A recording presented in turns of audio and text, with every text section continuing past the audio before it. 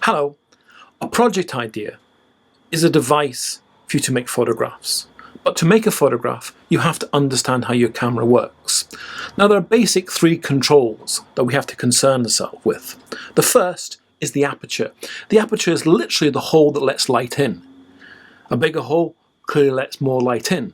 A bigger hole, which is set as a fraction, 1/2, which is we call f2. Now, f2 is a great aperture, but I use it a lot myself, but it has a very narrow depth of field. So sometimes you literally get things out of focus. f22 doesn't have a lot of light in, 1/22, but has a very big depth of field. So there's a balance. It's about like eating chocolate. The more chocolate you eat, the more spots you get. So you find a balance. The second thing, of course, is the shutter speed. Shutter speed, literally, think of it as a gate. It opens, it closes. Opens, closes. The faster the shutter speed, the more action you can capture, freeze. The slower the shutter speed, the more blur, the more movement, the more smudginess you get in the picture. It's a choice. A lot of people who use shutter speeds play around with water. If you have a very slow shutter speed, the water becomes almost like ice. Fast shutter speed, you capture the spray moving. Now, the second part of the triad is the ISO, the information you tell the sensor of how much light's coming in. The less light you've got, the higher the ISO, and the more perhaps grain, color noise you might get. The lower the ISO, you need more light, but it gets lovely and smooth, and it's what you want to look like. It's a choice. I think when I started, 400 ISO was very fast, but nowadays it's, 28,000 ISO is perhaps fast. I don't think it's too much.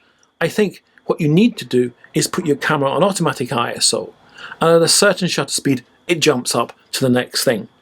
However, I don't think these three things are the most important. You need to know how to use them, but I think the most important thing is the frame.